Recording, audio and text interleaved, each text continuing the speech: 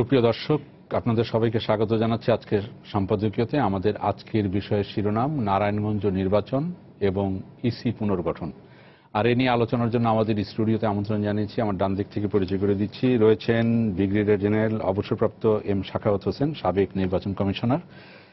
রয়েছেন জাহাঙ্গীরনগর বিশ্ববিদ্যালয়ের আন্তর্জাতিক সম্পর্ক বিভাগের অধ্যাপক ডক্টর তারেক শামসুর রহমান, এবং রয়েছেন দৈনিক আমাদের অর্থনীতির সম্পাদক জনাব নাইমুল ইসলাম খান। আপনাদের তিনজনকে স্বাগত জানাচ্ছি আজকে আমাদের আলোচনায়।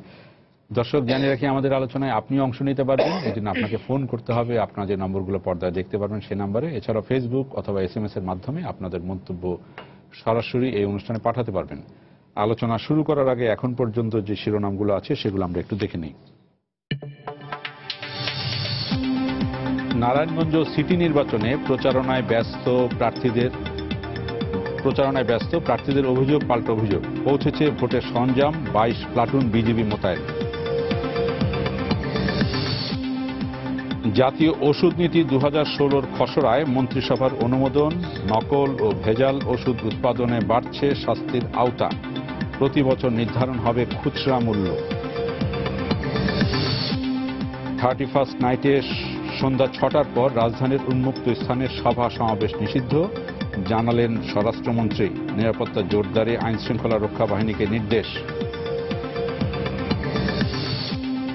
এবং শীতের শুরুতে রাজধানীর বিভিন্ন এলাকায় তীব্র গ্যাস সংকট। দুর্ভোগে রাজধানীবাসী, দীর্ঘস্থায়ী সমাধানে নতুন কূপ খননের পরামর্শ বিশেষজ্ঞদের।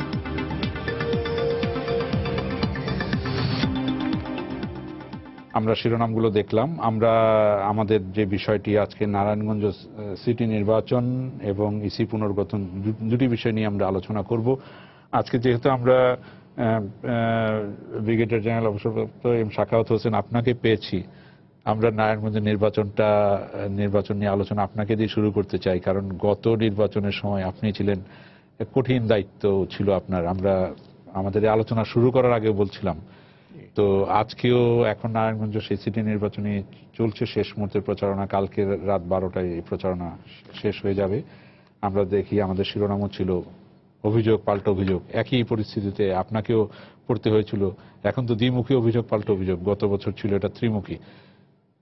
আপনার অভিজ্ঞতা নিয়ে আলোচনা করার পর তারপরে যে নারায়ণগঞ্জ তো সবসময় আমার যতটুকু দেখা, নারায়ণগঞ্জের মানুষ কিন্তু ভোট প্রিয়, আমি বলবো খুব ভোট দিতে উৎসাহী, এবং তারা খুব কঠিন সার্কামস্টান্সেসের ভিতরে ভোট দিতে উৎসাহী। এটা একটা বড় ভালো প্লাস পয়েন্ট নারায়ণগঞ্জের জন্য। টার্ন আউট কিন্তু খুব ভালো হয় সবসময়। তো আমাদের এখন অতীত টানতে আমি চাই না। আমাদের ওই সময় যে বিষয়টা ছিল সেটা এখন কিভাবে দেখছেন সেটাই, যে এখন যেটা দেখছি অতীতে উত্তেজনা ছিল, এখন তেমন উত্তেজনা নেই। উত্তেজনা নাই এই কারণে যে এখন তো দলীয়ভাবে নির্বাচিত হচ্ছে, আর একটা দলের প্রধান যখন একজনকে দিয়ে দিয়েছেন অলরেডি, যাকে দিয়েছেন তিনি তো বহুদিন থেকে নৌকা ধানের শেষের উত্তেজনা তো আছে না, নৌকা ধানের একটা অন্য ধরনের উত্তেজনা, কিন্তু প্রার্থীর ভিতরে যে একটা উত্তেজনা ছিল লাস্ট টাইম, যেটা নিয়ে আমাদের সংখ্যা সবচেয়ে বেশি ছিল, সেটা কিন্তু ওরকম নাই। দুই প্রার্থীর ভিতরে আমি তো দেখি না যে মানে মোটামুটি সৌহার্দ্যপূর্ণ অবস্থানে আমি দেখছি। আর তাছাড়া আমার মনে হয় যে বিএনপির যে প্রার্থী এবং আওয়ামী লীগের যিনি প্রার্থী সিটি কর্পোরেশনের মেয়র ছিলেন যিনি আইবি, তার সাথে তো মোটামুটি আমার আগেও একটা সম্পর্ক ভালো ছিল, because of for many reasons. তবে নারায়ণগঞ্জে যে ঘটনাটা এর পরে ঘটেছে সেটা হলো যে ল অ্যান্ড অর্ডার সিচুয়েশন। সেখানে যে ঘটনাগুলো ঘটেছিল সেই ঘটনাগুলোর ছাপ আমার মনে হয় যে একটা ভোটারদের উপরে পড়বে। সেটাও তো আমরা ভোটিং প্যাটার্নে দেখতে পারবো। কিন্তু আমি মনে করি যে নারায়ণগঞ্জে ওই গতবারের মতো ওই অবস্থাতে আছে। তো আমি একটু আশ্চর্য হলাম এই জন্য, হয়তো ইলেকশন কমিশন ভালো বলতে পারবে, যে টোটাল বোধহয় ওখানে 130 কি 34 কি 35টা সেন্টার, 27টা ওয়ার্ড। 127টা যদি ঝুঁকিপূর্ণ বলে তাহলে তো মানুষের সংখ্যা হওয়ার কারণ আছে। কারণ গতবারও আমার মনে হয় না যে 127টাকে আমরা ঝুঁকিপূর্ণ বলেছিলাম। এবার 170টির মতো। জি, 170 থেকে আমি 127 দেখলাম। মানে টোটাল হলো 170টা সেন্টার, তার মধ্যে 127টাই হচ্ছে আপনার ঝুঁকিপূর্ণ নারায়ণগঞ্জ শহরের মধ্যে। এটা আমার কাছে একটু অস্বাভাবিক লাগছে যে এটা অ্যাসেসমেন্টটা কীভাবে হলো। তো যাই হোক, সেটা তাদের ব্যাপার। এখানে দেখতেছি যে প্রচুর ট্রুপস, প্রচুর আপনার ল এনফোর্সিং এজেন্সি ওখানে ম্যাচ করা হয়েছে। 30 প্লাটুন, আপনি 22টা বলেন, আরো আমি আসার আগে স্কলার দেখলাম যে আরো অতিরিক্ত 8 প্লাটুন আনা হয়েছে, 30 প্লাটুন। তারপরে তো পুলিশ, র্যাব, অন্যান্য আছেই। তো আমি মনে করি না যে নিরাপত্তার দিক থেকে কোনো সমস্যা, কারণ 4 লক্ষ ভোটার মাত্র, কোনো সমস্যা হওয়ার কথা। এখন যেটা বিষয় হচ্ছে যে আমরা যেটা আমি ইলেকশন কমিশনের বিস্তারিত আমি জানি না, কিন্তু আমরা যেটা দেখছি এবং আমাদের ফোকাসটা যখন ছিল তখন কিন্তু শুধু মেয়রের উপরে ফোকাসটা ছিল না, আমরা ফোকাস করেছিলাম ম্যাক্সিমাম সিলেক্টেড কতগুলো ওই ওয়ার্ডে। এবং নারায়ণগঞ্জের ওয়ার্ডগুলো কিন্তু দারুণ, মানে আপনি মেয়রকে তো চোখে দেখতে পাচ্ছেন, মেয়রকে তো আপনি কন্ট্রোল করতে পারছেন, তাকে ফলো করতে পারতেছেন। মেইন যারা ছিল ওই সময় তাদেরকে ফলো করতে পারছে না। আমরা যে সমস্ত জায়গা যার যার প্রভাবাধীন ছিল সেই সব সেন্টারকে আমরা মোটামুটি ওয়াচের মধ্যে রেখেছিলাম। যেমন আমরা ক্লোজ সার্কিট টিভি লাগিয়েছিলাম বেশ কিছু ওয়ার্ডে, প্রায় 10 থেকে 15টা ওয়ার্ডে আমরা ক্লোজ সার্কিট টিভি লাগিয়েছিলাম। আমরা 9টা ওয়ার্ডে ইভিএম নিয়ে গেছিলাম। সো যে সমস্ত সিলেক্টেড দুই দিকেরই যেগুলো আমরা মনে করলাম যে উইদিন দি ইনফ্লুয়েন্স আছে সেগুলোকে নিউট্রালাইজ করা হলো। তো আমরা তারপরে কিছু কিছু অ্যাকশন নিয়েছিলাম, কিছু কিছু চেঞ্জ করেছিলাম জাস্ট 48 আওয়ার্স বিফোর কিছু কিছু চেঞ্জ করেছিলাম, ওগুলোর কারণ ছিল। বাট আমি এখন যেটা মনে করছি যে যেই বিষয়টা আমরা দেখিনি, আপনাদের মিডিয়াতেও দেখিনি, আমরা কিন্তু ওয়ার্ড কমিশনারদের বিষয়ে খুব বেশি জানছি না। গন্ডগোলটা কিন্তু ওখানে হয় যে এখনো এবারও আমাদের যে রিপোর্ট আজকে একটি রিপোর্ট হয়েছে আমরা করেছি, ওয়ার্ড কমিশনারদের মধ্যেই পাল্টাপাল্টি, হুমকি, পাল্টা এক্স্যাক্টলি তাই। এবং ভোটের দিনেও যে সমস্যাটা যেগুলো তৈরি হবে সেটা কিন্তু মেয়র প্রার্থীরা অতটা করবে না যতটা কাউন্সিলর প্রার্থীরা করবে। এবং কাউন্সিলর প্রার্থীরা করলেই তার মধ্যে মেয়রের নামও চলে যাবে এটার মধ্যে, যে তাদের লোকও ছিল অবভিয়াসলি। কারণ এখন তো আবার এবং তারপরে ওইটার পরে যখন এই কিছু ঘটনার ছবি আসবে, আসবে, দায় গিয়ে পড়বে ইসির উপরে, তখন ডেফিনেটলি কাজে আমি মনে করি যে যদি ইসি কেউ শুনে থাকে, আমি শুধু মেয়রদের বিষয় নয়, এটা ওয়ার্ড পর্যায়ে কি ব্যবস্থা নিচ্ছেন সেটা হলো বড়। জি, আমি ডক্টর তারেক শামসুর রহমান আপনার কাছে আসি এই বিষয়টি নিয়ে, তারপরে আমরা ইসির পুনর্গঠনের আলোচনায় যাব। নাইম ভাইয়ের কাছ থেকে শুনে নিয়ে গিয়ে না, আমি যেভাবে দেখছি এটা তো ধরেন নারায়ণগঞ্জটা অন্য সাধারণ মেয়র নির্বাচনের সাথে তুলনা করা যাবে না। এটা একটা বৈশিষ্ট্যমণ্ডিত একটা জায়গা, সেখানে অনেকগুলো কারণে নারায়ণগঞ্জের দিকে চোখ এখন সবার। আমার কাছে যেটা খুব গুরুত্বপূর্ণ একজন পর্যবেক্ষক হিসেবে, সেটি হচ্ছে যে এই নির্বাচনটা সুষ্ঠু হবে কিনা। যদি নির্বাচনটা সুষ্ঠু হয়, কোনো রকমের সহিংসতা, এখন পর্যন্ত আমরা দেখছি কোনো ধরনের সহিংসতা আমাদের কাছে আসেনি, এবং যেটা সাখাওয়াত সাহেবও বললেন যে দুজন প্রার্থীর মধ্যে এক ধরনের সৌহার্দ্যপূর্ণ সম্পর্ক আছে। আমি মনে করি এটা যদি কন্টিনিউ করে তাহলে এটা আমাদের জন্য একটা মেসেজ যে ভবিষ্যতে যে নির্বাচনটা হতে যাচ্ছে, জাতীয় পর্যায়ে যে নির্বাচনটা হতে যাচ্ছে, সেটাও এক ধরনের একটা মেসেজ আমরা পাবো, যাতে করে একটা আন্ডারস্ট্যান্ডিং। এবং এই যে নারায়ণগঞ্জটা তো ধরেন যেটা বলছিলাম যে এখানে তো অনেকগুলো ইকুয়েশন কাজ করে। ডক্টর সেলিনা হায়াত আইভী অনেক দীর্ঘদিন থেকে এখানে আছেন, সাখাওয়াত সাহেব রাজনীতিতে সেভাবে না থাকলেও নতুন এসছেন, ফলে ধানের শীষে আছে না, সেটা আছে। কিন্তু একটা জিনিস খুব ইন্টারেস্টিং আমার কাছে, আমি খুব সূক্ষ্মভাবে দেখার চেষ্টা করছি যে শামীম ওসমানের রোলটা কি। আসলে উনি কি, যেটা উনি প্রকাশ্যে বলছেন, আমরা টেলিভিশনেও দেখেছি, প্রকাশ্যে তিনি সমর্থন করেছেন এবং নেত্রীর কথা অনুযায়ী তিনি কাজ করবেন, এই ধরনের কথা। কিন্তু তার সমর্থকরা কতটুকু কমিটমেন্ট থাকবেন, কতটুকু ভোট দেবে নৌকায়, এইটা আমার কাছে এখনো একটু কনফিউশনের মধ্যে আছে। এখানে কোনো ভেতরের কোনো ইকুয়েশন কাজ করে কিনা, এটা একটু দেখার বিষয় আছে। জি, জাস্ট এটা আপনার ধারণা যে এইটার পরে আপনি এই বিষয়ে নারায়ণগঞ্জ নিয়ে আমরা যে ইসির পুনর্গঠন যে আলোচনাটা সেটার মধ্যে চলে আসবো। নারায়ণগঞ্জের বিষয়টি নিয়ে আপনি এটা প্লাস গতকাল যে আমাদের একটা নতুন একটা আশার আলো অনেকে বলছেন দেখতে পাচ্ছি, সেই বিষয়টি নিয়ে যদি আপনি আলোকপাত করেন। নারায়ণগঞ্জের নির্বাচনটা মোটামুটি সেলিনা হায়াত আইভী এবং সাখাওয়াত সাহেবের নানা রকম নিজস্ব সীমাবদ্ধতা আছে, সম্ভাবনাও আছে, ইতিবাচক দিকও আছে। আমার কাছে মনে হয় কিভাবে যেন কাকতালীয়ভাবে দুজনের অবস্থাটার মধ্যে একটা লেভেল প্লেইং ফিল্ড তৈরি হয়ে গেছে। হ্যাঁ, জি। এখন নির্বাচনটাতে কি হবে, একটু প্রতিদ্বন্দ্বিতাপূর্ণ নির্বাচন হবে বলেই মনে হচ্ছে। জয় যার দিকেই যাক, সেলিনা হায়াৎ আইভী এই নির্বাচন প্রক্রিয়ার মধ্যে দীর্ঘদিন আছেন, মানুষের সাথে কাজ করা। সাখাওয়াত সাহেব যদিও এই রাজনীতি করেন, বিএনপির রাজনীতির সাথে জড়িত উনি অনেক সময়, অনেক দীর্ঘদিন ধরেই, এবং সাম্প্রতিক কয়েক বছর কিন্তু উনি খুব আলোচিত সেই হিসেবে সেলিনা হায়াৎ আইভীও তো প্রকাশ্যে মিডিয়াতে এটাও বলেছেন যে ধানের শীষের লোক আমাকে ভোট দিবে, যেহেতু আমি তাদের জন্য কাজ করেছি, দাবি করেছেন। না, দাবি করেছেন, এবং উনি এই ভোট পেয়েছেন, এটাও আমরা আলোচনা করেছি। কিন্তু যখন উনি পেয়েছেন তখন উনি নৌকার প্রার্থী হিসেবে পান নাই। That is the most important thing. এবার তো নৌকা, এখন নৌকাতে বিএনপির একটা লোক গিয়ে নৌকাতে ভোট দেওয়া is a pretty difficult job. এত সহজ না। মানে মানে মার্কার যে আনুগত্য বাংলাদেশে, এটা একটা দীর্ঘ আলোচনার বিষয় হতে পারে যে শুধু মার্কা কিভাবে ইম্প্যাক্ট রাখে। তো আমার মনে হয় যে এটা আমরা আশা করছি এটা প্রতিদ্বন্দ্বিতাপূর্ণ নির্বাচন হবে, জয় যার দিকেই যাক, এবং তারা দুইজনই প্রতিশ্রুতি দিয়েছেন ফলাফল মেনে নেবেন। এই যে নারায়ণগঞ্জের নির্বাচন, গত বারো নারায়ণগঞ্জের নির্বাচন ছিল এই মানে বিগত ইসির শেষ নির্বাচন, এই ইসিরও শেষ নির্বাচন নারায়ণগঞ্জ, কুমিল্লা করেন। জি। তো আমরা তো হচ্ছে না বোধহয়, না কুমিল্লা কি মামলার জন্য এটা আমরা দেখি যে বিভিন্ন সময় বিভিন্ন নির্বাচন, আমরা সেই কুমিল্লার মানে কুমিল্লার কথা যদি বাদে, রাজশাহী, সিলেট, খুলনা, গাজীপুর, সেসব নির্বাচন দিয়ে যখনই নির্বাচন মানে সরকারি দলের প্রার্থী না যেতে, তখনই বলা হয় যে হ্যাঁ, ইলেকশন কমিশন খুব ভালো কাজ করেছে। কিন্তু পরবর্তীতে এর অন্যথা হলেই আমরা দেখি উপজেলা নির্বাচন, ইউপি নির্বাচনকে নিয়ে ইসিকে প্রচন্ড সমালোচনার মুখে পড়তে হয়েছে যেভাবে নির্বাচন হয়েছে। তো এখন সেই ইসি পুনর্গঠনের সময় এসছে, ইসি পুনর্গঠন নিয়ে আলোচনা হচ্ছে। গতকাল আমরা দেখলাম একটা হলো, যে আলোচনাটা গত 5 বছর আগে একটা আলোচনার একটা তাগিদ হয়েছিল, কিন্তু হয়নি। এখন বিএনপি আবার সেইভাবে আলোচনাটা চাচ্ছে।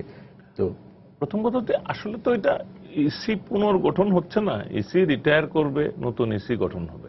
পুনর্গঠনের দাবি ছিল বিএনপির, কিন্তু পুনর্গঠিত হওয়ার কোনো প্রেক্ষাপটও তৈরি হয় নাই, তারাও চাপ সৃষ্টি করতে পারে নাই।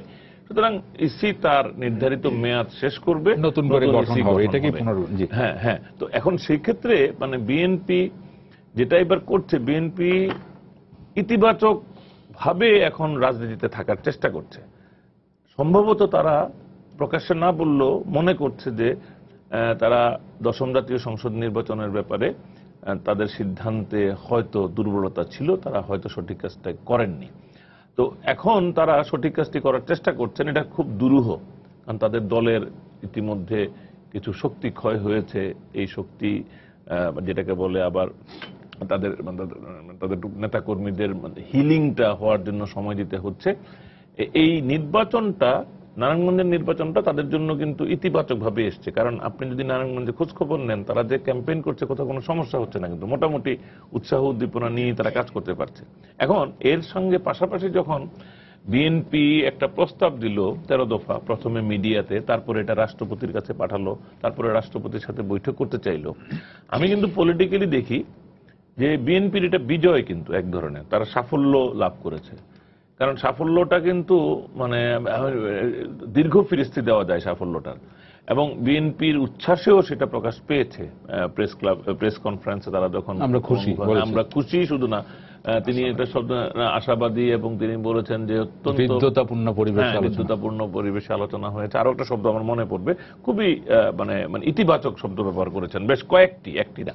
আমি যেটা বিশেষভাবে উল্লেখযোগ্য যে রাষ্ট্রপতি প্রধানমন্ত্রীর কাছে প্রকাশ্যে ইঙ্গিত পেয়েছেন, অপ্রকাশ্যে আরো কি পেয়েছেন আমরা জানি না, কি যে আমরা রাষ্ট্রপতির সিদ্ধান্ত মেনে নেব। রাষ্ট্রপতিকে এক ধরনের গ্রিন সিগন্যাল দেওয়া। আপনি যদি রাষ্ট্রপতির হাসি খুশি অবস্থাটা দেখেন, উচ্ছ্বাসটা দেখেন খালেদা জিয়া এবং তার দলের সাথে, এটা কিন্তু প্রমাণ করে যে এটা ইতিবাচক ইন্ডিকেশন সোফার আছে। সামনে কি হবে জানি না, এই পর্যন্ত কিন্তু অত্যন্ত মানে পজিটিভ মুডে ছিলেন। আর আমরা যেটা মনে করি বা বলতে পারি যে ওইখানে কিন্তু কোনো সংলাপ হয় নাই। যেটা হয়েছে, তারা তাদের ওই পুরনো 13 দফাটাই আবার আনুষ্ঠানিকভাবে দিয়েছেন। সংক্ষেপে এটার 2-1টা কথা বলেছেন সেখানে কি আছে, তাও 13টা দফা তারা এখানে পড়েও শোনাননি, প্রয়োজনও নাই বলেছেন। সুতরাং এটা আলোচনার চাইতে রাষ্ট্রপতি যে প্রতিক্রিয়াগুলি দিয়েছেন সেগুলি ইম্পর্টেন্ট। তিনি বলেছেন যে আপনারাই প্রথমে এরকম একটা প্রস্তাব দিলেন, এই জন্য আপনাদেরকেই প্রথম ডাকলাম, এটা আমার কাজে লাগবে, এটা গণতন্ত্রের জন্য ভালো, এরকম দেখা সাক্ষাৎ। এই যে অ্যাপ্রিসিয়েশনগুলি, আমি মনে করি বিএনপি তাদের একেবারে দাবির 13 দফা সব আদায় করতে পারবে কিনা জানি না, কিন্তু তাদের দাবির কাছাকাছি অনেক কিছু অ্যাচিভড হবে। আর বাকিটা যে তাদেরই প্রস্তাবনার ফলে এই প্রক্রিয়াটা এবার সূচিত হলো, এটাও তারা পলিটিক্যালি নিজেদের ফেভারে চাইলে ব্যবহার করতে পারবে। তারা গায়ে পড়ে যদি ব্যর্থতাটা না নেয়, মানে আরো গোয়ার্তুমি না করে, যেমন ধরেন তারা বলেছেন যে নির্বাচন কমিশনে একজন নারী অন্তর্ভুক্ত করা। এখন আমার তো মনে হয় এটা মানে বাংলাদেশ সরকার বা রাষ্ট্রপতি ইতিবাচকভাবে দেখতেই পারেন একজন নারীর ইনক্লুশন, এমনকি দুইজনেরও ইনক্লুশন, এটা কিন্তু ডিফিকাল্ট বিষয় হবে না। এবং এইভাবে যদি আমরা দেখি যে বিএনপির একটা সফলতা এই প্রক্রিয়াটার মধ্যে স্পষ্ট। এবং এইখানে আপনি যে কারণে বা আপনি যেটা বলেছেন যে একটা ইতিবাচক মানে পরিস্থিতি আমরা দেখতে পাচ্ছি, কিন্তু এই ইতিবাচক অবস্থাটা কিন্তু এখান থেকেই শুরু হয়নি। এই ইন্ডিকেশন কিন্তু একদম আওয়ামী লীগের কাউন্সিলেই প্রধানমন্ত্রী ঘোষণা করেছেন। উনি প্রশ্নবিদ্ধ নির্বাচন আরেকটা চান না। মানে এর চাইতে স্পষ্ট করে কথা শেখ হাসিনার মুখ থেকে, এটা কিন্তু আনবিলিভেবল। উনি কি বলছেন যে আমি আরেকটা প্রশ্নবিদ্ধ নির্বাচন চাই না, আপনারা যান গিয়ে এলাকায় এলাকায় কাজ করেন, নির্বাচন ডিফিকাল্ট হবে। এই যে ডিফিকাল্ট হবে, এই যে আগে থেকে কাজ করতে যাওয়ার জন্য পাঠিয়ে দেওয়া, এগুলি বেসিক্যালি উনি একটা প্রতিদ্বন্দ্বিতাপূর্ণ নির্বাচনের দিকে তাকিয়ে আছেন।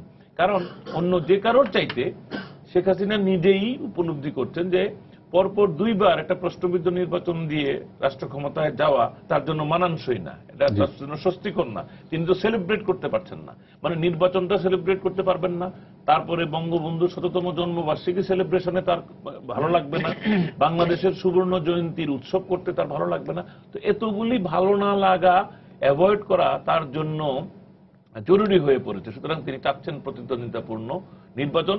মোট কথা উনি আগামী সংসদটা একটু ভাইব্রান্ট, গ্রহণযোগ্য। আপনি বলতে চাচ্ছেন এই কারণেই এই তার দিক থেকে উৎসাহ ঘটনাগুলি ঘটেছে। কিন্তু আমি ব্রিগেডিয়ার শাখাওয়াত আপনার কাছে আসতে চাই এই বিষয়ে, যে আমরা জানি এটা বিএনপি একটা কিছু নাম দিয়ে এসছেন, এটা পত্রপত্রিকায় প্রকাশিত হয়েছে, 10 জনের নাম দিয়ে এসছে। আমাদের যদি পরবর্তীতে সংকট হয় বা আলোচনায় অচল অবস্থা তৈরি হয়, এই নামগুলো নিয়েই হয়তো হবে।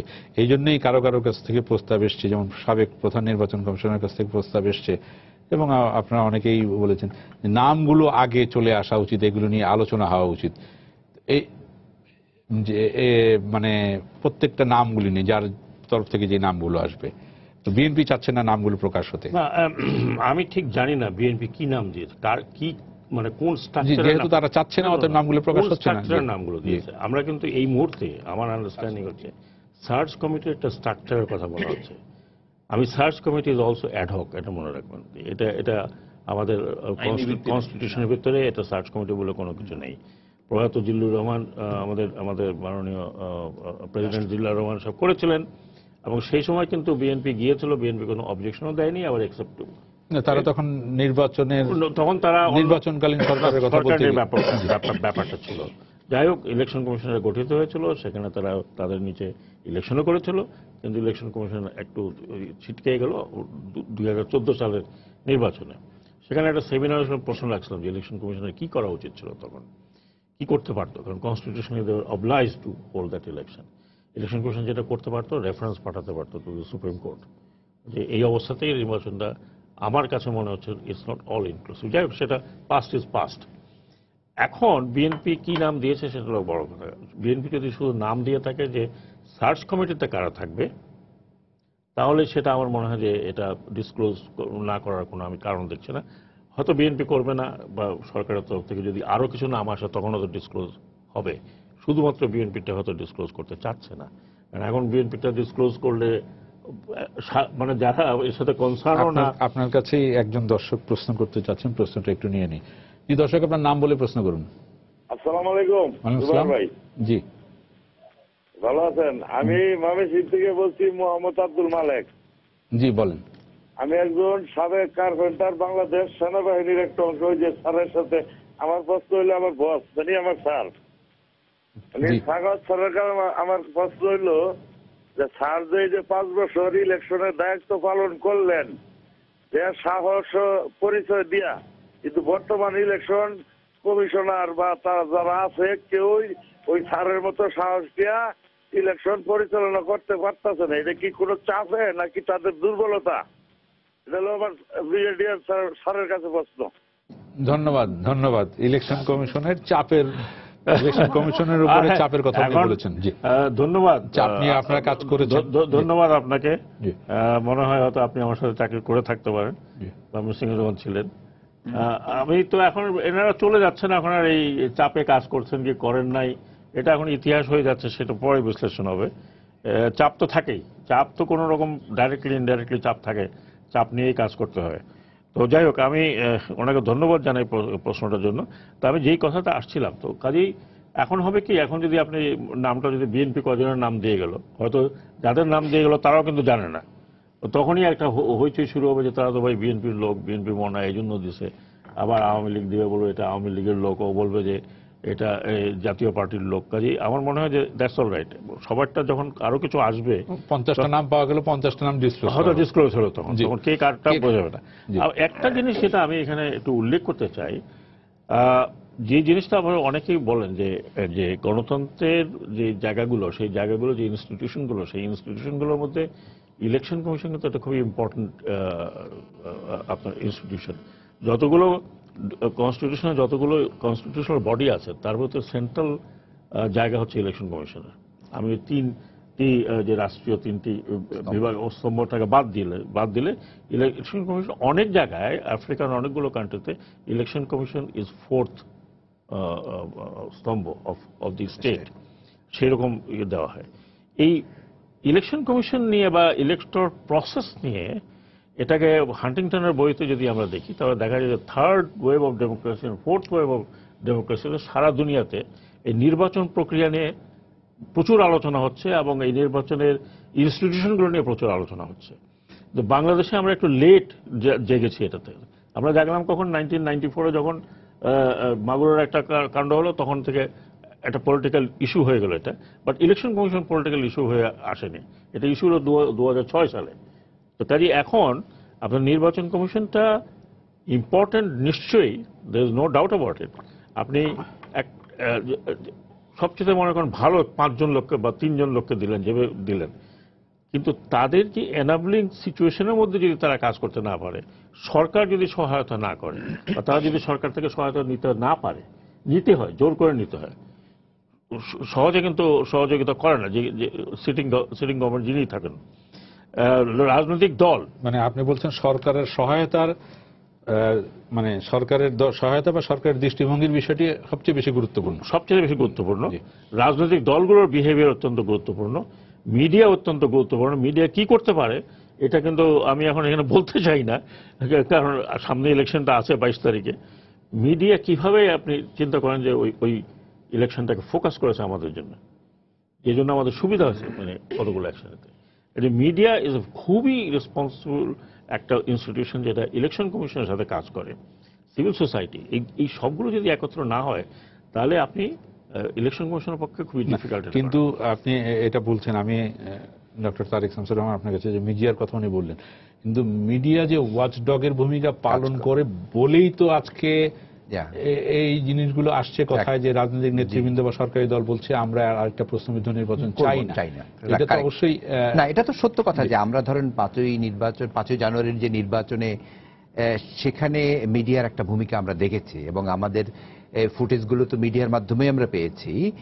এবং তাতে করে এক ধরনের যে আপনি ওয়াচডগ বলেন বা এক ধরনের যে মনিটরিং বলেন, সেটা কিন্তু মিডিয়া করেছে এবং এতে করে মিডিয়া তার দায়িত্ব পালন করেছে বলেই আমি এটা মনে করি।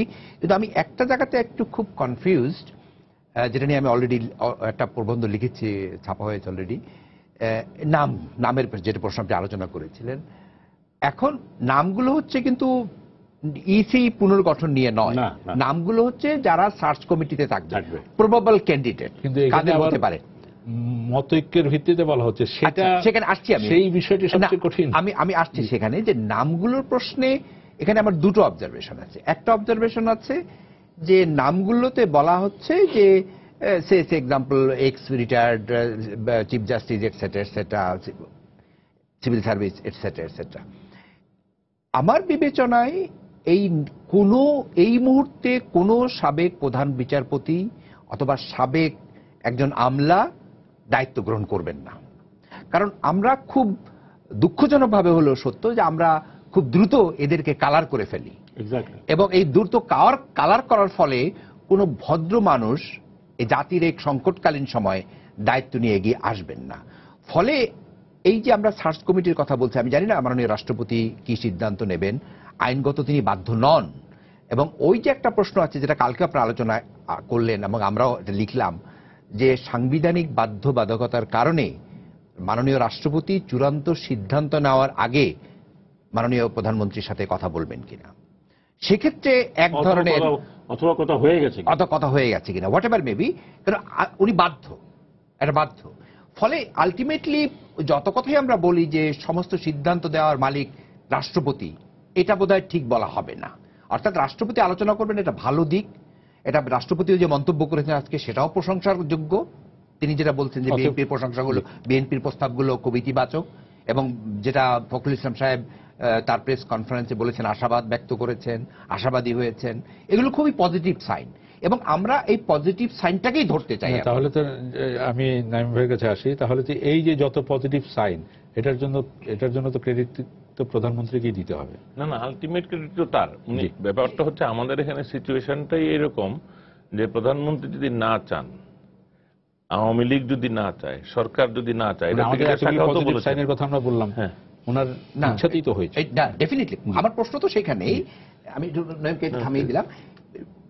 প্রথমত হচ্ছে যে মাননীয় প্রধানমন্ত্রী বোঝেন তার কি কর্তব্য করা উচিত এই মুহূর্তে, এবং তার সিগন্যাল ছাড়া, তার সম্মতি ছাড়া মাননীয় রাষ্ট্রপতি সংলাপ আহ্বান করেননি। এই ব্যাপারে দ্বিমত করার কোনো সুযোগ নেই। কিন্তু প্রশ্নটা হচ্ছে, আপনি যখনই mister X, mister Y, mister জেডকে সার্চ কমিটি করবেন, যদি সার্চ কমিটি করেন, নাও করতে পারেন, এমনও হতে পারে মাননীয় রাষ্ট্রপতি সার্চ কমিটি করলেন না, এমনও হতে পারে উনি যে দীর্ঘ আলোচনার প্রক্রিয়া শুরু করেছেন সেখান থেকে অনেকের কাছ থেকে উনি হয়তো নাম চাইতে পারেন। নাম, সেই নামগুলো থেকে যদি কিছু কমন নাম হয়ে যায়, সেই কমন নামের মধ্যে থেকে একজনকে তিনি প্রধান নির্বাচন কমিশন হিসেবে মনোনীত করতে পারেন, সেটাও হতে পারে।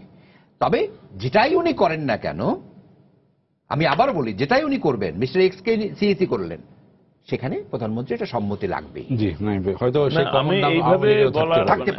থাকতে পারে। ব্যাপারটা হচ্ছে যে উনি যেটা বলবেন সেখানে প্রধানমন্ত্রীর সম্মতি লাগবে, এটা বলে প্রেসিডেন্টকে খাটো করা হয়। আসলে প্রেসিডেন্ট সেটাই বলবেন যেটাতে প্রধানমন্ত্রীর রাজি থাকবে, তো উনি ওইভাবেই বলবেন। আমার যেটা ধারণা, উনি খালেদা জিয়া বা বিএনপির সাথে বৈঠকে যেইটুকু মেপে হেসেছেন, এই মাপটাও তো সেখানের সিগন্যালের ভিত্তিতে। উনি ছবি তোলার সময় ফ্রেমে কিভাবে দাঁড়াবেন বা এটল ফটো সেশন দিবেন কিনা, এইগুলিও মানে আমি বলছি যে আক্ষরিকভাবে অনুমোদন নয়, এটা একটা কোনো না কোনো সিগন্যাল তার কাছে এসছে যে না, আপনি যান, আপনি স্বতঃস্ফূর্তভাবে জিনিসটা করেন, আমরা আপনার উপর আস্থা রাখবো। নইলে ওনার যে এক্সপ্রেশনগুলি, প্রধানমন্ত্রী তো বারবার বলেছেন, এক্স্যাক্টলি উনি প্রকাশ্যেই বলেছেন, আমি সেটাই বলছি, মাননীয় রাষ্ট্রপতি যা করেন সেটাই আমরা মেনে নিব। তার মানে পরামর্শ রাষ্ট্রপতির সাথে যেটা করার, সম্ভবত যেটা সাখাওয়াত ভাই বলেছেন, হয়তো সেটা হয়ে গেছে। এবং আমি এখানে মনে করি যে বিএনপি সার্চ কমিটির জন্য তালিকা দেয় নাই। সার্চ কমিটিটা হলো একটা প্রসেস যেটা নিয়ে আলোচনা হচ্ছে, কিন্তু আমার ধারণা তারা তাদের পছন্দের কিছু মানুষের নাম দিয়ে এসছেন, যে পরবর্তী প্রক্রিয়ায় নাম টাম নিয়ে আলোচনায় যদি রাষ্ট্রপতি চিন্তা ভাবনা করেন বা প্রধানমন্ত্রীর সাথে আবার একটু কনসাল্টও করতে চান, কিছু নাম অ্যাভেলেবেল করে দেওয়া, যে বিএনপির মাথায় কি আছে। আমার ধারণা এই, কারণ সার্চ কমিটির জন্য নাম এইভাবে গোপনীয়তার ভিত্তিতে দেওয়ার মতো তেমন কোনো কারণ নেই, অন্তত সার্চ কমিটির ক্ষেত্রে নাই। আর যেটা বলা হয় যে আলোচনার জন্য নামগুলি প্রকাশ্যে দেওয়া, এটা বরং আমি তারেক শামসুর রহমানের সাথে একমত যে এইটা বিপজ্জনক হবে। এই নাম শুধু এইবারের জন্য যে পচে যাবে তা না, তারা চিরতরে পচে যাবে বাংলাদেশে। কারণ এটা আমরা প্রতিটি মানুষের কিছু না কিছু পাওয়া যাবে, কিছু না কিছু পাওয়া যাবে যেটা নিয়ে আলাপ আলোচনা হয়ে আমাদের সকল সম্ভাবনা নষ্ট হয়ে যাবে। তো তার চাইতে বরং ইন্টারনাল মানে বিচার বিশ্লেষণের ভিতর দিয়ে হওয়া, মানে এইভাবে প্রকাশ্যে নাম দিয়ে যে পাবলিক স্ক্রুটিনির মতো সফিস্টিকেশন আমাদের সিভিল সোসাইটির মিডিয়ার হয়েছে কিনা সেটা কিন্তু আমাদের বিবেচনা করতে হবে। তার মানে সম্ভবত আমাদেরকে আরো কিছুদিন ওয়েট করতে হবে, এটা প্রি ম্যাচিউর হয়ে যাবে এরকম করা, এটা আমার ব্যক্তিগত শঙ্কা। তো সেই ক্ষেত্রে আমার ধারণা, আমি যে কারণে বলেছি যে মাননীয় প্রধানমন্ত্রী বিশেষভাবে উপলব্ধি করেন যে আগামী নির্বাচনটা আসলে একটা ভালো নির্বাচন হইতে হবে, যেহেতু উনি মনে করেন, উনি কিন্তু উনার পক্ষে সর্বোচ্চ যেটা করা সম্ভব। এখন সর্বোচ্চটা বলছে এই জন্য, আওয়ামী লীগ কিন্তু এমন কিছু করবে না যেটাতে বিএনপির জয় নিশ্চিত হয়, এটা সম্ভব না। এর মানে we have to be very practical. একটা রাজনৈতিক দল অপর রাজনৈতিক দল বিজয় লাভ করার জন্য পথ তৈরি করে দিবে, এটা কিভাবে আমরা আশা করি? কিন্তু আবার ওই কথাতেও থাকবে যে ওই যে যেহেতু প্রথমে বলা আছে প্রশ্নবিদ্ধ হয় এরকম কিছু না না, এই জন্যই তো, তার মানে এটা মাঝামাঝি কিছু, যে এমন কিছু মানুষ দিয়ে করা যাদের নিয়ে ততটা নিন্দা সমালোচনা বা সন্দেহের উদ্রেক হয়তো হবে না। আমি বলছি সেই রকম কিছু করা, কিন্তু এরকম ধরেন বেস্ট কি হয়, বিএনপি যাদের বলছে দিয়ে দেন তো, এটা কথার কথা। মানে এখন এটা কি সম্ভব নাকি? এটা কি পৃথিবীর কোথাও হয়? যে কোনো ক্ষমতাসীন সরকার তার সুবিধা অনুযায়ী ইলেকশন করে, ইলেকশন করে এই অর্থে যে কনস্টিটিউশনাল বাধ্যবাধকতার ভেতরে তার ইচ্ছা অনুযায়ী করে। যদি মোদি মনে করে যে ইলেকশনটা 1 বছর আগে দিয়ে দিলে তার জন্য জয়লাভ সুবিধা হবে, তিনি তাই করবেন।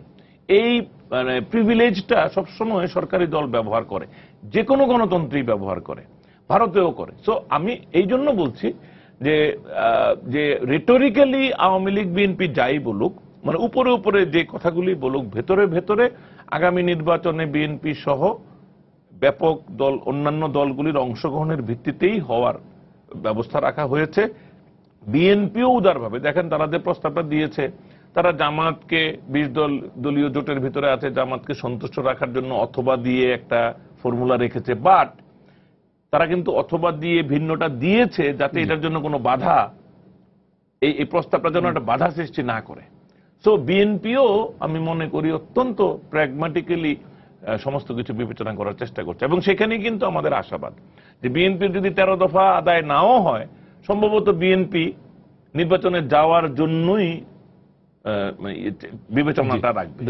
ব্রিগেডিয়ার সাখাওয়াত, এখন তাহলে আমরা মোটামুটি এটা বলতে পারি যে গতকাল যেটা সূচনা হলো একটা আশাবাদের দিকে আমরা আমাদের, যেটা হয়তো আরো 5 বছর আগে হতে পারতো, এখন মানে একই কারণে বিএনপিকে তখন ডাকা হয়েছিল, বিএনপি যায়নি, এখন সেটা 5 বছর পরে শুরু হয়েছে হয়তো বলা যায় নাকি? না, এখন আমি এটাকে দুটো অ্যাঙ্গেলে দেখবো, একটা দেখবো পলিটিক্যাল অ্যাঙ্গেল, একটা দেখবো টেকনিক্যাল অ্যাঙ্গেল। পলিটিক্যাল অ্যাঙ্গেলটা হচ্ছে যে বিএনপির একটা পলিটিক্যাল প্ল্যাটফর্মে তারা আসছে উইথ দিস ডায়ালগ, মানে সেটা হতো একটা ইলেকশন কমিশন নিয়েই তারা যে প্রেস কনফারেন্সটা করছিল, তারপর হয়তো তারা ভেবেছিল যে এটা হয়তো যেদিন সরকার বা রাষ্ট্রপতি মাননীয় মহামান্য রাষ্ট্রপতি যদি এটা একটু দেরি করে, তাহলে এটা নিয়ে আরো আগাবে, তারা বিভিন্ন জায়গায় যাবে। সেইখানটায় কিন্তু আমার মনে হয় যে সেটা একটা জায়গাটা স্টপ হয়ে গেল সেটা, এবং তাদের জন্য তারা খুশি এই জন্য যে তারা একটা প্ল্যাটফর্ম পেল, যে একটা প্ল্যাটফর্ম এতদিন পায়নি, সেই প্ল্যাটফর্মে তারা গিয়ে তাদের একটা দাবি দেওয়া দিল। টেকনিক্যাল আমি এই জন্য বলবো যে দেখুন, election commission, whether it is government or non government, election commission, judiciary, এগুলো যদি আমাদের ইনস্টিটিউশনগুলো যদি ওই রকম ম্যানিপুলেটিভ ইনস্টিটিউশন হয়, তাহলে সাফার করবে কিন্তু জনগণ। আপনি একটা মানুষ, আপনি বাংলাদেশে অনেক উন্নতি হয়েছে, এবং এই সরকারে তো আমি বলতে পারি যে প্রচুর ডেভেলপমেন্ট ওয়ার্ক করেছে এবং করছে, স্ট্রাকচারাল ডেভেলপমেন্ট, ফাইন্যান্সিয়াল, ইকোনমিক্যালি আমরা অনেক প্রোগ্রেস করে গেছি। বাট ওয়ার্ল্ড ওয়াইড যে কথাটা এখন যেটা বললাম যে third wave of democracy, fourth wave of democracy, fourth wave of democracy করতে গেলে আপনার রাষ্ট্র দখল হয়ে যাচ্ছে, ভেঙে যাচ্ছে এই ফোর্থ ওয়েভ অফ ডেমোক্রেসির যন্ত্রণায়, যদি আমি বলি। এই এখন যে অবস্থাতে আমরা আছি, এটা তো আমাদের চেয়ে বেশি বোঝেন কিন্তু যারা সরকারে আছেন, বিশেষ করে প্রধানমন্ত্রী নিজে। উনি বাইরে যাচ্ছেন এবং সব জায়গায় কিন্তু ওনাকে একটা জবাবদিহি করতে হচ্ছে, একটা টাইম ফ্রেম দেওয়া আছে, ঠিক আছে, যেটা হয়ে গেছে, now you should get a clear mandate from people. তো এটা তো আমাদের চাইতে, আমরা তো ওই ক্রাউনটা পড়ছি না, মুকুটটা তো অন্য মাথায়, তো সেটা কত ভারী হচ্ছে বা কোথায় কোথায় পিঞ্চ করছে সেটা আমরা বুঝবো না। বাট আমি যেটা বলতে চাই যে এখন এই একটা সুযোগ, কারণ আমরা অনেকদিন থেকে বলছি যে কনস্টিটিউশনে যেভাবে বলা আছে সেভাবে ইলেকশন কমিশন তৈরি হয়নি কখনো। যেই জন্য যখনই পলিটিক্যাল গভর্নমেন্টের নিচে ইলেকশন কমিশন গঠিত হয়েছে, ইলেকশন হয়েছে, প্রত্যেকটা নিয়ে কিন্তু তুমুল হইচই হয়েছে এবং দেশে বিদেশে এগুলো নিয়ে আলোচনা হয়েছে। এখন এই একটা সময় যে এখনো তো আইন তৈরি করতে না পারলো, যে স্ট্রাকচারটা যদি তৈরি করা যায়। আপনি কি মনে করেন যে এখন যে আলোচনা শুরু হয়েছে, এখন একই সাথে আমরা আগামী নির্বাচন কমিশন গঠন হবে, একই সাথে আইনের বিষয়গুলো? আমি সেটাই বলতে যাচ্ছিলাম যে এই স্ট্রাকচারটা যদি সবার কাছে মোটামুটি সবার কাছে বলতে তো 48 জনের কাছে সবাই আইনের কথা বলে, কিন্তু বলতে বলতে 45 সেটা ধরুন এই যে স্ট্রাকচারটা যেটা তৈরি হবে, এখন স্ট্রাকচারটা আলোচনার মাধ্যমে যদি তৈরি হয়, এই স্ট্রাকচারটা can form part of the law. এবং আমাদের পার্শ্ববর্তী মানে দুনিয়ার সব জায়গায় কিন্তু এই ইনস্টিটিউশনগুলো গঠন করার জন্য একটা ল আছে, আর কোথাও কনস্টিটিউশন কাউন্সিল আছে, না হয় কোথাও আইন আছে, কোনো কোনো জায়গায় তো প্রেসিডেন্টরা করেন ঠিকই, যেমন ভারতে আইন এখন পর্যন্ত করেনি, 3টা কমিশন হলো, আইন হয়নি। কিন্তু আইন না হলেও যখনই নামগুলো আসে তখন কিন্তু প্রেসিডেন্ট কথা বলেন সবার সাথে, পলিটিক্যাল পার্টির সাথে, যে আপনাদের কোনো ইয়ে আছে। আর ভারতের উদাহরণ আমরা এইখানে দিতে পারছি না এই কারণে, ওখানে স্ট্যাবলিশমেন্টগুলো বড় শক্ত, আপনার জুডিশিয়ারি কোনোভাবে কোনো ছাড় দেবে না কাউকে। ইন্দিরা গান্ধী সিটিং প্রাইম মিনিস্টারকে ধরে 6 বছরের জন্য ডিবার করে দিলেন। তো যেটা আমি বলছি যে এই একটা সময় আমার মনে হয় যে চিন্তা ভাবনা করা উচিত যে এই হয়তো এখন ওই আইনটা করা যাবে না, বাট স্ট্রাকচারটা তৈরি করতে পারে। এই প্রতিবার এটা নিয়ে আলোচনাটা শুরু হতে পারে। প্রতিবারই কিন্তু আমরা দেখছি যে এই যখন একটা ঘটনা ঘটে তারপরে শুরু হয়। এটা হয় না, আমি একটু রাজনৈতিক দলগুলো শেষ করে দিই। চায়না চাইতে হবে, চায়না চাইতে হবে। এখন আপনি প্রতিবারই তো আপনি সার্চ কমিটি নিয়ে দৌড়াদৌড়ি করবেন, লাস্ট টাইমে করেছেন। আর মাসে কিন্তু আমি বলতে চাই যে এত বিতর্ক, এত সেটা বরাবরই সেই সরকারি দলের উপরেই যখন যায় দোষটা, তো তখন তো চায়না ওই অবস্থান থেকে তো সরে আসার একটা সম্ভাবনা তৈরি হয়। আমি একটু শেষ করে দিই। আরেকটা জিনিস হলো যে আমার ব্যক্তিগত মতামত যে 5 জনের কমিশন কিন্তু কখনো টিম হতে পারে না, টিম হয় না, গুড টিম হয় না আমাদের দেশে। সেই জন্য আমার প্রপোজাল হচ্ছে 3 জনকে দিন, 2 জনকে পরে দিন, তাতে হবে কি কন্টিনিউশনটা থাকবে। এখন আমাদের চিন্তা হচ্ছে যে ভাই 8 ফেব্রুয়ারি পরে তো ইলেকশন কমিশন নাই, কারণ সবাই একসাথে চলে যাচ্ছে, ইলেকশন কমিশন নাই। আবার নতুন যখন 5 জন আসবে তখন 5 জনের উপর নানান ধরনের চাপ। তো কাজে আপনি এটা আপনার কাজের অভিজ্ঞতা থেকে আমি এক্স্যাক্টলি তাই বলছি, যদি আপনি স্ট্যাগার করে দেন যে ঠিক আছে 5 জনই দিলাম, 3 জন দিয়ে শুরু করলাম, একজন যাবে 19 তারিখে, 19 তারিখে মানে আমি তো না 19 তারিখে 15 তারিখে আমি তো ছিলাম, যারা নতুন আসছে তার সাথে আমার 1 সপ্তাহ দেখাই হয় নাই, because I was running around, আমি একা, অন্য ইলেকশন হচ্ছে, আমার 1 সপ্তাহ তো আমার দেখাই হয়নি, যাওয়ার আগে মাত্র দেখা করলাম। ওটা হয় না, ওটা হয় কি একটা ইনস্টিটিউশনাল মেমোরি বলে একটা জিনিস থাকে, সেই ইনস্টিটিউশনাল মেমোরিটা থাকে না, কারণ ইলেকশন কমিশন এই সিদ্ধান্তগুলো আর কেউ দিতে পারে না এক্সেপ্ট দি কমিশন ইটসেলফ। হ্যাঁ, আমরা কমিশনে বসে তো এখন আরেকদিকে চাইতে পারবো না, নাইমুল ইসলামকে ভাই ডাকি, তার কাছে একটু পরামর্শ করি। সো দেয়ারফর এই কন্টিনিউশনটা যাতে আমাদের থাকে, আমাদের ইলেকশন কমিশন তো কন্টিনিউশন এখানে নাই, সাবকন্টিনেন্ট সব জায়গায় কিন্তু একটা কন্টিনিউশন থাকে। এই কন্টিনিউশনটা এখনই চিন্তা করা উচিত। মানে এই আমাদের এই যে যেই বিষয়টা শুরু হলো, এটার মধ্যে সবকিছুই থাকা উচিত, যে মানে কন্টিনিউশনের বিষয়টি, আইনের বিষয়টি হতে পারে। সময় থাকলে আমি পরে আরেকটি জিনিস বলবো, যেটা আইনের বিষয়টা ছোট্ট ইনফরমেশন দেই।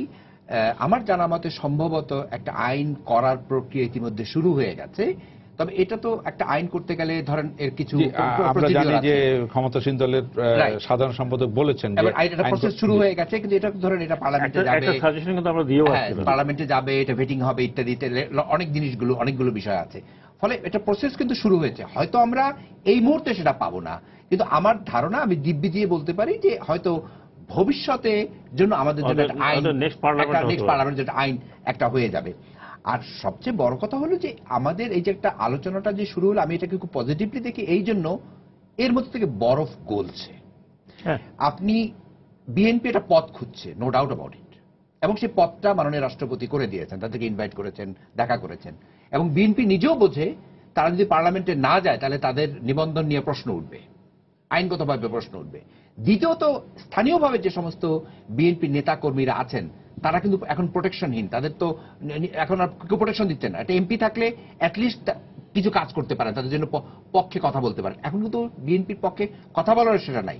ফলে সবকিছু মিলিয়ে আমার যেটা ধারণা, বিএনপি নির্বাচনে যাবে, কিন্তু বিএনপি চায় যে একটা ভালো একটা নির্বাচন কমিশন হোক, একটা উইন উইন সিচুয়েশন, একটা ভালো নির্বাচন কমিশন হোক, যেভাবে আমরা বলি এটাকে, ভালো নির্বাচন কমিশন হোক। নির্বাচন কমিশন, সেই জন্যই আমি প্রথমে আলোচনা শুরু করেছিলাম যে নারায়ণগঞ্জের সিটি কর্পোরেশন নির্বাচনটা একটা টেস্ট কেস, আমরা দেখি এটা কিভাবে সম্পন্ন হয়। জি নাইম ভাই, আর খুব অল্প সময় আছে। না না, সেটাই আমার মনে হয় যে এটা ইতিবাচক দিকেই যাবে, ইতিবাচক দিকে যাবে। এজন্য যে, যেমন আমি বলেছি নারায়ণগঞ্জের দুইজন ক্যান্ডিডেটের সম্ভাবনা এবং সংকট একই না, কিন্তু এটা ভারসাম্য আছে। এখন এখানে আওয়ামী লীগ এবং বিএনপিরও একটা ভারসাম্য তৈরি হয়েছে। কিভাবে তৈরি হয়েছে? যে আওয়ামী লীগ বা মাননীয় প্রধানমন্ত্রী কিছু কিছু কারণে একটা প্রশ্নবিদ্ধ হয় না এমন নির্বাচন চান, অদ্ভুতভাবে বিএনপিরও তো ওইটাই চাওয়া। তো এখানেও একটা লেভেল প্লেইং ফিল্ড হয়েছে। কিন্তু এই লেভেল প্লেইং ফিল্ড হওয়া মানে এই না যে দুইজনেই জয়ী হবে। উইন উইন আসলে হয় না, উইন লুজই হবে, কিন্তু লেভেল প্লেইং ফিল্ড। উইন লুজের মধ্যে উইন উইন হয় না না, ওইটাই, ওই লেভেল প্লেইং মানে যে সবাই একটা মোটামুটি আস্থা নিয়ে যেন নির্বাচনে যেতে পারে, নির্বাচনে যেন তার কর্মীরা কাজ করতে পারে, এইরকম একটা পরিবেশ, যেটা নারায়ণগঞ্জে হচ্ছে। কিন্তু নারায়ণগঞ্জে হচ্ছে তো এইটারই যদি মানে কন্টিনিউয়েশন হয়, এটা যদি একটা সিগন্যালিং হয় যে আওয়ামী লীগ এই পর্যন্ত will be ready to offer বিএনপিকে বা অন্যান্য রাজনৈতিক দলকে, আমার মনে হয় যে ওই তারা আইনের দিকে যায় না। বিএনপিরও দাবি না আইনগুলি করে ফেলা, আওয়ামী লীগেরও এটা এখন চাওয়া না। কেন চাওয়া না? তারা যে দেশের গণতন্ত্র শক্তিশালীকরণের ব্যাপারে তারা অনীহা আছে আলাপ আলোচনায়, তা নয়, কিন্তু তারা সবসময় নেক্সট ইলেকশনটা যতটা নিজেদের অ্যাডভান্টেজে অর্গানাইজ করে ফেলা। মানে আপনি এই কথাটা হচ্ছে যে মানে নেক্সট ইলেকশনকে অ্যাডভান্টেজে রাখার জন্য আইনটাকে দূরে রাখার চেষ্টা করছে। দেখেন যে তারা যেটা করবে, ছোট ছোট ক্ষুদ্র ক্ষুদ্র জিনিস। আমাদের এখানে আইনগুলি হচ্ছিল না তো, 111 ছাড়া অনেকগুলি আইনগত প্রোগ্রেস হতো না, কিন্তু তারপর তো অর্ধেক হয়েছে, অর্ধেক অকার্যকর থেকে গেছে। তো আমার যেটা মনে হয়, আমাদের গণতন্ত্র, যে ভারতের কথা সাখাওয়াত ভাই যেটা বললেন যে ভারতে এটা ইনস্টিটিউশনটা শক্তিশালী হয়েছে, এটা কিন্তু অন্য কোনো কারণে হয়নি। এই একটা কারণই হলো যে গণতন্ত্র তথাকথিত দুর্বল যাই হোক, গণতন্ত্রের একটা প্রক্রিয়াটা ধারাবাহিকতা ছিল, আর কিছু না। আমাদের এখানে তো ইন্টারাপ্টেড হয়েছে বারবার। এই ইন্টারাপশনটা যদি না হয়, আমরা এখন আজকে যেগুলিকে খারাপ বলছি, আমি প্রমিস করতে পারি এই খারাপগুলিরই ধারাবাহিকতায় আমাদের ইনস্টিটিউশনগুলিও দাঁড়িয়ে যাবে। কিন্তু এখানে যেন আর মাঝখানে মধ্যস্বত্বভোগী কেউ না আসে। এই আমাদের যত সীমাবদ্ধতা থাকুক, আমাদের রাজনৈতিক দলগুলোর যত দুর্বলতা থাকুক, যত অসততা থাকুক রাজনৈতিক, এগুলি তারা নিজেদের মধ্যেই সংশোধন করবে। জি, আপনাদের এটাই আমরা এই আশা নিয়ে শেষ করতে চাই। আপনারা আরেকটি বলতে চাচ্ছিলেন? আমাদের সময় নাই। আমি খুব কুইকলি বলতে চাই, আমি প্রায় দেখছি যে সাজেশন যেগুলো আসে, ইলেকশন কমিশন কোনো হায়ারার্কিক্যাল ইনস্টিটিউশন না, ইটস অল আর ইকুয়াল।